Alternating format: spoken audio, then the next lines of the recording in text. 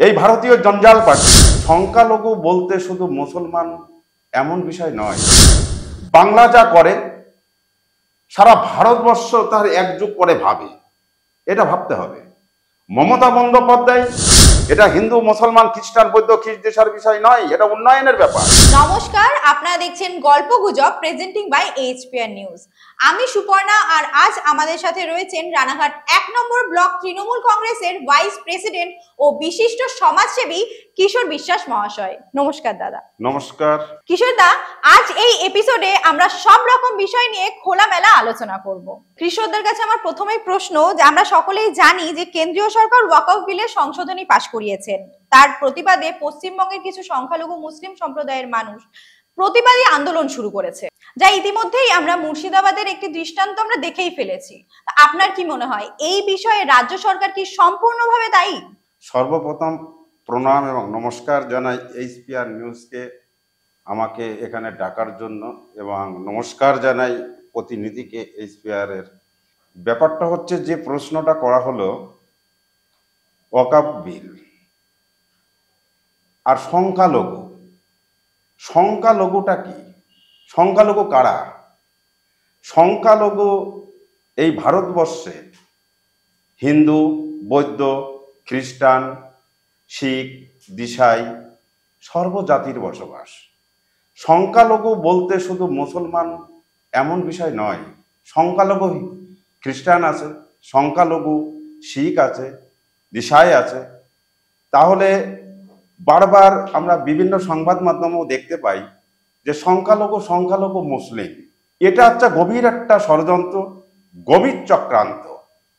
আর কেন্দ্রীয় সরকার যে বিলটা পাশ করেছে, এই পাশ করেছে কোথায়? কেন্দ্রে। কেন্দ্রে যখন একটা বিল পাশ হয়, কেন্দ্রের উচিত প্রত্যেকটা রাজ্যের প্রতিনিধিকে ডেকে নিয়ে বসা, তাদের সমন্বয় করা, তাদের কাছ থেকে মতামত নেওয়া। সেটাকে আদৌ কি সে কেন্দ্রীয় সরকার করেছে? করেনি। আমরা যেখানে সর্বজাতি সর্বধর্ম সমন্বয়ে আমরা বসবাস করি, যে রাজ্যে মাননীয় মুখ্যমন্ত্রী মমতা বন্দ্যোপাধ্যায়ের শাসন চলে, সেই রাজ্যে কোনো অসাংবিধানিক কোনো নীতি রীতি এটা বাংলার মানুষ বাংলার জনগণ কখনো মেনে নেয়নি আর কখনো মেনে নেবে না। আর যেটা আপনি প্রশ্ন করলেন যে কিছু কিছু জায়গায় হিংসাত্মকমূলক কার্যকলাপ চলছে, দেখুন, একটা সংসারে 5টা ভাই থাকে, কোনো সংসারে 2 ভাই থাকে, কোনো সংসারে 1 ভাই থাকে। কারোর 5 সন্তান, কারোর 2 সন্তান, কারোর 3 সন্তান, কারোর 1টা সন্তান। তা সংসার যত বড় হয় ঝামেলাটা তত বাড়ে। তেমনি করে এই রাজ্যে পুলিশ মন্ত্রী মমতা বন্দ্যোপাধ্যায়, সেটা আমরা জানি, আপনারা সকলে জানেন, সারা ভারতবাসী জানে। মমতা বন্দ্যোপাধ্যায়ের শাসন আমলে আজ পর্যন্ত কখনো কোনো সাম্প্রদায়িক শক্তি মাথাচাড়া দিতে পারেনি। কোনো চক্রান্ত ভারতবর্ষে, এছাড়া পশ্চিমবাংলায় ভারত মানে যে চক্রান্ত, বিভিন্ন ভোট আসলে পরে এই চক্রান্তমূলক যে কর্মসূচি, সেটা ভারতীয় জনতা পার্টি নিতে যায়, কিন্তু তারা ব্যর্থ হয়। তার কারণ এবারও ঠিক তেমনই 2026 বিধানসভা নির্বাচন। এই বিধানসভা নির্বাচনের আগে ওদের কাছে কোনো ইস্যু নেই, কোনো উন্নয়ন নেই, কোনো সাধারণ মানুষের যুবক যুবতীর চাকরি নেই।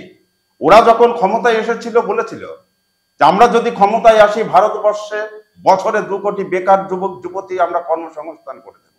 ব্যর্থ হয়েছে। বেটি বাঁচাও বেটি পড়াও ব্যর্থ হয়েছে।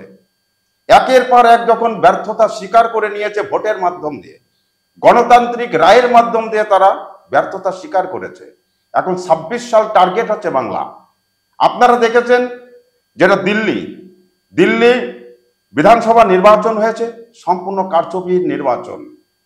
সেখানে বিভিন্ন ধরনের বাইরের ভূতেরে ভোটার নিয়ে এসে সেখানে ভোট দিয়ে অরবিন্দ কেজরিওয়ালকে হারানো হয়েছে, সারা দিল্লিকে হারানো হয়েছে।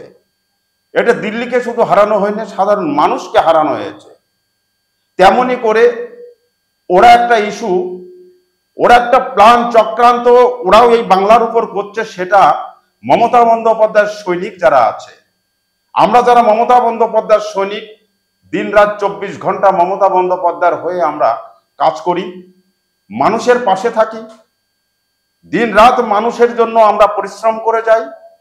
জন্ম থেকে মৃত্যু পর্যন্ত মমতা বন্দ্যোপাধ্যায় দেওয়া যে প্রকল্প মানুষের কাছে বাস্তবায়িত রূপ নেয়, আমরা ঘরে ঘরে পৌঁছে দেওয়ার চেষ্টা করি এবং পৌঁছে দিই।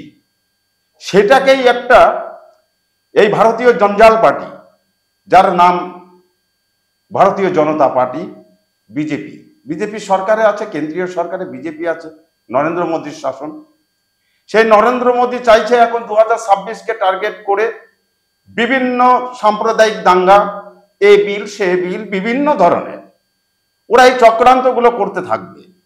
কিন্তু কোন চক্রান্ত এই পশ্চিম বাংলার মানুষ, সচেতন মানুষ, বাংলা যা করে সারা ভারতবর্ষ তার একযুগ করে ভাবে, এটা ভাবতে হবে। মমতা বন্দ্যোপাধ্যায় এমনই একটা ব্যক্তিত্ব, যে ব্যক্তিত্ব সাধারণ মানুষের কথা চিন্তা করে চলে, কোনো অশুভ শক্তিকে বাংলার বুকে কোনো জায়গা দেবে না। আর যে দাঙ্গা ফ্যাসাদ ওসব কোনো ব্যাপার না, কিছুদিন হলে ওসব ঠিক হয়ে যাবে। চক্রান্ত যেমন আপনারা দেখেছেন গত লোকসভা নির্বাচনের আগে সন্দেশখালী একটা ঘটনা ঘটেছিল, আমরা তখন বলেছিলাম, সংবাদ মাধ্যমও বলেছিলাম, ভোট হয়ে গেলে সন্দেশখালী সব প্যারা সন্দেশ হয়ে যাবে, কিন্তু সেটাই হয়েছে। সব রূপ আমরা বেরিয়ে এসছে সন্দেশখালী থেকে। কি ঘটনা ঘটেছিল, কেন ওদের সেই আন্দোলনটা ছিল? যখনই নির্বাচন আসবে তখন ওরা চক্রান্ত শুরু করবে, আর যখনই নির্বাচন চলে যাবে সেখানে স্থির হয়ে যাবে, আর কিচ্ছু থাকবে না। ঠিক তেমনই একটা চক্রান্ত চলছে, এই চক্রান্ত আর বেশি দিন থাকবে না। মমতা বন্দ্যোপাধ্যায় করা হচ্ছে সেটা মোকাবেলা করছে এবং করবে, খুব দ্রুত সেটার সমাধান হয়ে যাবে। তাহলে সেক্ষেত্রে আপনার কি মনে হয়, এই যে হিংসাত্মক পরিস্থিতিটা তৈরি হয়েছে, এর দায়ভার কি পুরোপুরিভাবে রাজ্য সরকার এড়িয়ে যাবে বা যেতে পারে? দেখুন, রাজ্য সরকার দায়বদ্ধতার সরকার, এড়িয়ে যাওয়া সরকার নয়। মমতা বন্দ্যোপাধ্যায়ের সরকার হচ্ছে দায়বদ্ধতা নিয়ে বেঁচে থাকে।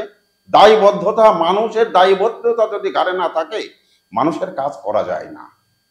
তা মমতা বন্দ্যোপাধ্যায় যতদিন ক্ষমতায় থাকবেন ততদিন এই বাংলার মানুষের উপর যে দায়বদ্ধতা, মমতা বন্দ্যোপাধ্যায়ের দায়বদ্ধতা প্রত্যেকটা মানুষের কাছেই থাকবে।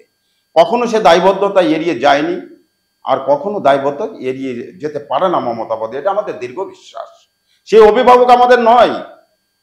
যে ব্যক্তিটা দিনরাত 24 ঘন্টা মানুষের জন্য কথা বলে, সে তার দায়বদ্ধ তাই এড়িয়ে যেতে পারে না, আর দায়বদ্ধ এড়িয়ে যাবে না। আমি তো বললাম যে 2-4টে জায়গায় পরিস্থিতি হচ্ছে, এটা সম্পূর্ণ বিজেপির চক্রান্ত, সেটা ধরে ফেলা হবে, ধরছে, বিভিন্ন জায়গায় ধরা পড়ছে, এটাও ঠিক হয়ে যাবে। আপনারা এই সংবাদ মাধ্যমে একদিন আপনারা প্রচার করবেন, এটা আমাদের দীর্ঘ বিশ্বাস। এই যে হিংসাত্মক পরিস্থিতিটা তৈরি হতে পারে, এই বিষয়ে কি মুর্শিদাবাদের জনপ্রতিনিধিরা কোনো বাকিবহুল ছিল না বা তারা জানতো না? না, মুর্শিদাবাদের জনপ্রতিনিধিরা অবশ্যই সাধারণ মানুষের পাশে আসে।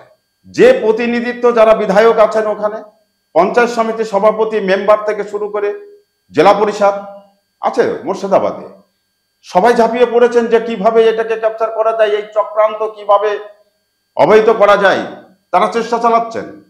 তারাও দায়বদ্ধতা এড়িয়ে যেতে পারেন না। অবশ্যই তাদের সর্বশক্তি দিয়ে তারা মাঠে নেমেছেন। আপনারা দেখতে পারবেন, সত্যতা ঠিক চলে আসবে সামনে। আর যারা জনপ্রতিনিধি আছেন তারা 24 ঘন্টা চেষ্টা করে যাচ্ছেন এই বিশৃঙ্খল কি করে সুশৃঙ্খলে পরিণত করা যায়, এটা চলছে। বর্তমান পশ্চিমবঙ্গ সরকার তথা মুখ্যমন্ত্রী মমতা বন্দ্যোপাধ্যায় মুসলিম সম্প্রদায়ের মানুষদের আশ্বাস দিয়েছেন যে ওয়াকফ বিলের এই সংশোধনটি তিনি পশ্চিমবঙ্গে লাগু হতে দেবেন না। তারপরেও কেন এই হিংসাত্মক পরিস্থিতি তৈরি হলো, এই বিষয়ে আপনি কি বলবেন? দেখুন, মমতা বন্দ্যোপাধ্যায় বলেছে এই বিলটা এখানে লাগু হতে দেবেন না, তবুও হিংসা চলছে, এটাই বলতে চাচ্ছেন তো? একদমই তাই হিংসা, আমি তো বললাম যে হিংসাটা কোথায়? হিংসা যখন যে বললাম একটা বড় ফ্যামিলি হয়, কিছু কিছু মানে একটা সন্তান একটু বেতারা হয়, সেই সন্তানকে কন্ট্রোল করতে হয়। আমরা তো আমাদের নিজের পরিবার দিয়েই ভাবি, এবং সেটা শক্তভাবে মোকাবেলা চলছে, তো ওটা ঠিক হয়ে যাবে, অসুবিধা কিছু নেই। একজন মুখ্যমন্ত্রী সাংবিধানিক পদের অধিকারী, তিনি বলেছেন যে ওয়াকআউট বিলের পাশ হওয়া সংশোধনীটি পশ্চিমবঙ্গে তিনি লাগু হতে দেবেন না। একজন মুখ্যমন্ত্রী হিসেবে এই ধরনের মন্তব্য কি তিনি করতে পারেন? দেখুন, পাশ হতে দেবেন না মমতা বন্দ্যোপাধ্যায়, আমি তো একটু আগে বলে গেছি, শুরুতে বলে গেছি যে কেন্দ্রে যদি একটা বিল পাশ করাতে হয় প্রত্যেকটা রাজ্যের প্রতিনিধি ডাকতে হয়। প্রত্যেক রাজ্যের যারা মুখ্যমন্ত্রী আছে তাদেরকে ডাকতে হবে, তাদের মতামত নিতে হবে। আদৌ কিছু মতামত নিয়েছে? মতামত নেয়নি। মতামত যখন নেয়নি, পশ্চিমবাংলার মুখ্যমন্ত্রী মমতা বন্দ্যোপাধ্যায় তিনি ভেবেছেন এই বিলটা অশুভ, শুভ নয়, তার জন্যই লঘু হতে দিচ্ছেন না, সাধারণ মানুষের ক্ষতি হতে পারে, এটাই বিষয়। কেন দেবেন? সাধারণ মানুষ নিয়ে সরকার, সাধারণ মানুষের যেটা ক্ষতি হবে সেটা পশ্চিমবাংলা সে সমস্ত কোনোদিন কোনো বিল লাগু হয়নি আর হবেও না। বিজেপির অভিযোগ যে মুসলিম ভোট ব্যাংক ধরে রাখতে মমতা ব্যানার্জি এই বিরোধিতাটা করছে, এই বিষয়ে আপনি কি বলবেন? দেখুন, ভারতীয় জনতা পার্টি যেটা বিজেপি বলছে, তা বিজেপির ভিতরে কি মুসলিম নেই? মুসলিম নেতৃত্ব নেই? মুসলিম প্রতিনিধিত্ব করেন না? অবশ্যই করেন। ভোট ব্যাংক সেটা হচ্ছে উন্নয়নের প্রতীক। উন্নয়ন যেখানে, ভোট ব্যাংক সেখানে। কখনো মুসলিম তোষণ এসব কোনো বিষয় নয়। আমরা বারবার বলে যাচ্ছি, পশ্চিমবঙ্গে উন্নয়নের জোয়ার চলছে। যেখানে উন্নয়ন চলছে জন্ম থেকে মৃত্যু পর্যন্ত, যেটা ভারতবর্ষ স্বাধীনতার পর থেকে এই পশ্চিমবাংলায় লাগু হয়নি এই উন্নয়ন। যেখানে মমতা বন্দ্যোপাধ্যায় 2011 সালে ক্ষমতায় আসার পর থেকে জন্ম থেকে মৃত্যু পর্যন্ত প্রকল্প করে প্রত্যেক মানুষের যে সুযোগ সুবিধা করে দিয়েছে সেটা বাস্তবায়িত হয়েছে। সেটা আপনার ফ্যামিলিও জানে, আমার ফ্যামিলিও জানি। এটা বুক হাত থেকে বলতে পারবেন না যে মমতা বন্দ্যোপাধ্যায় উন্নয়ন করছেন না। ভোট হচ্ছে উন্নয়নের প্রতীক। ভোট, মানুষ ভোট দেবে, কাকে ভোট দেবে সেটা সিদ্ধান্ত নিয়েছেন সারা পশ্চিমবাংলার মানুষ। সেটা সিদ্ধান্ত অলরেডি মানুষ উন্নয়নের পথে আছে, উন্নয়নের পথেই থাকবে। এটা মুসলিম, বৌদ্ধ, খ্রিস্টান, শিখ দিশার ব্যাপার নয়, মুসলিম তোষণের বিষয় নয়। এটা উন্নয়নের ক্ষেত্রে মানুষ ভোট দেবে। সেখানে হিন্দু ভোট দেবে, মুসলিম ভোট দেবে, খ্রিস্টান ভোট দেবে, শিখ ভোট দেবে, দিশায় ভোট দেবে। সর্বজাতি সমন্বয়ে গঠিত এই পশ্চিমবাংলা, আর সর্বজাতি সমন্বয়ে গঠিত তৃণমূল কংগ্রেস। এই তৃণমূল কংগ্রেসের আদর্শ, তৃণমূল কংগ্রেসের যে নৈতিকতা, তৃণমূল কংগ্রেস মমতা বন্দ্যোপাধ্যায়ের যে আদর্শিকতা, সেদিকে তাকিয়ে থাকে সারা বাংলার মানুষ, সারা বাংলা তথা সারা ভারতবর্ষের মানুষ। উন্নয়নের পথে সারা দিয়ে এই পশ্চিমবাংলা ঘাসের উপর জোড়াফুল চিহ্নে বিপুল ভোটে জয়যুক্ত করে থাকেন। আমি 2021 সালে দেখেছি, এখানেই আপনাদের এখানে তর্ক বিতর্ক বিভিন্ন ভাবে হয়েছে অনেক প্রতিনিধির সঙ্গে আমার হয়েছে। আমি তখন বলেছিলাম 200 প্লাস সিট পাবে, তারা কেউ বলতো যে 100 প্লাস হবে না, 100 হবে না। বিভিন্ন পলিটিক্যাল লোক এসে বিভিন্ন ধরনের বলতো, তারা প্রতিনিধিত্ব করে গেছেন, কিন্তু নেট ফল তাদের 0 হয়েছে। তারা উন্নয়নের সাথে মানুষ ছিল। মমতা বন্দ্যোপাধ্যায় 213 প্লাস আসন পেয়ে একক সংখ্যাগরিষ্ঠতা ক্ষমতায় আসলো। আবারও 2026 সালে আমাদের টার্গেট 2020 প্লাস, ঠিক সেটাই হবে। আমি এই স্টুডিও এসেই আবার আমি এই কথাটাই তুলে ধরবো, আপনারা দেখবেন। এটা হিন্দু, মুসলমান, খ্রিস্টান, বৌদ্ধ, খ্রিস্ট দেশের বিষয় নয়, এটা উন্নয়নের ব্যাপার। সারা পশ্চিমবাংলা যেরকম কন্যাশ্রী, রূপশ্রী আছে, নেই। রূপশ্রী যেখানে নেই, কন্যাশ্রী, লক্ষ্মীর ভান্ডার নেই। মমতা বন্দ্যোপাধ্যায় লক্ষ্মীর ভান্ডার একসময় ভিক্ষা স্বরূপ নিচ্ছে মানুষ, সাধারণ মানুষকে এত ছোট করে দেখা হতো। ভারতীয় জনতা পার্টি মানুষকে এত ছোট করে দেখতো। আজ সেই ভারতীয় জনতা পার্টি এই মমতা বন্দ্যোপাধ্যায়ের সেই ইস্তেহার ব্যবহার করছে বিভিন্ন রাজ্যে।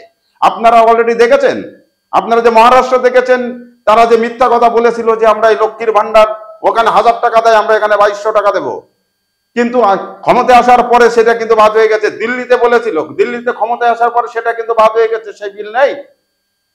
ধাপ্পাবাজি সরকার ভারতীয় জনতা পার্টি। মমতা বন্দ্যোপাধ্যায় যেটা বলে থাকেন সেটা করে থাকেন, সেটা মানুষের বিশ্বাস, আস্থা মানুষের আছে মমতা বন্দ্যোপাধ্যায়ের উপরে। আর ভোট ব্যাংকটা আপনাকে আগেও বলেছি, এখনো বলে যাব, ভোট ব্যাংক হচ্ছে উন্নয়ন। উন্নয়ন দিয়ে ভোট ব্যাংক টানতে হয়, এটা হিন্দু, বৌদ্ধ, খ্রিস্টান ঐক্যের ব্যাপার নয়। উন্নয়নের সাথে মানুষ ভোট দেবে। আবার 2026 সালে 220 প্লাস আসন নিয়ে, একক সংখ্যাগরিষ্ঠতা আসন নিয়ে আমাদের জননেত্রী মমতা বন্দ্যোপাধ্যায় বাংলার বুকে, বাংলার মসনদে আবার বসবে, এটা আপনারা দেখবেন। আমরা চলে এসেছি এপিসোডের একদম শেষের দিকে। এবার কিছু র্যাপিড ফায়ার প্রশ্ন উত্তর আমি করে নেব। আপনি তো রেডি তো দাদা? সিনেমা দেখা হয়? মোটামুটি। প্রিয় অভিনেতাকে? আমার প্রিয় অভিনেতা বাংলার প্রসেনজিৎ। প্রিয় অভিনেত্রী? প্রিয় অভিনেত্রী ঋতুপর্ণা। ক্রিকেট নাকি ফুটবল? ফুটবল। প্রিয় খেলোয়াড়কে? আমার প্রিয় খেলোয়াড় ভারতবর্ষের বাইচুং ভুটিয়া। ওকে। পাহাড় নাকি সমুদ্র, কোথায় ঘুরতে যেতে বেশি ভালোবাসেন? পাহাড়।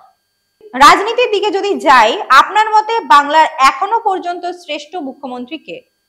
রাজনীতির দিকে গেলে এখন বাংলার শ্রেষ্ঠ মুখ্যমন্ত্রী মমতা বন্দ্যোপাধ্যায়। শাসক দলের শ্রেষ্ঠ বক্তা বা কার্যকর্তা হিসেবে কাকে পছন্দ করেন? শ্রেষ্ঠ বক্তা এবং কার্যকর্তা হিসেবে আমি মমতা বন্দ্যোপাধ্যায়কেই মনে করি। মমতা বন্দ্যোপাধ্যায় শুরু করা যে কোনো দুটি প্রকল্প যেটি আপনি খুবই পছন্দ করেন? যেটা লক্ষ্মীর ভান্ডার, বিধবা ভাতা, কন্যাশ্রী, রূপশ্রী, খাদ্য সাথী, বিভিন্ন প্রকল্প আছে যেটা জনবহুল, মানে মানুষের কাছে পৌঁছায়, মানুষের সহযোগিতা লাগে। খাদ্য সাথী, আহার, চারটে জিনিস আছে, খাদ্য, বস্ত্র, স্বাস্থ্য, বাসস্থান, চারটেই মমতা বন্দ্যোপাধ্যায় করে দেখিয়েছেন। Last but not the least, আপনি কাকে আপনার জীবনের আইডিয়াল বা আদর্শ মনে করেন? মমতা বন্দ্যোপাধ্যায়। অনেক ধন্যবাদ দাদাকে আমাদেরকে সময় দেওয়ার জন্য। আজকে আমিও ধন্যবাদ জানাই এইচপিআর নিউজকে এবং তার প্রতিনিধিত্ব করবার জন্য। আজকে আমাদের সাথে ছিলেন রানাঘাট 1 নম্বর ব্লক তৃণমূল কংগ্রেসের ভাইস প্রেসিডেন্ট ও বিশিষ্ট সমাজসেবী কিশোর বিশ্বাস মহাশয়। ধন্যবাদ দাদা। ধন্যবাদ। আজকের এই ভিডিওটি এই পর্যন্তই। আমরা আবার ফিরবো নতুন কোনো বিষয় নিয়ে। দেখছেন গল্পগুজব প্রেজেন্টিং বাই এইচপিআর নিউজ। নমস্কার।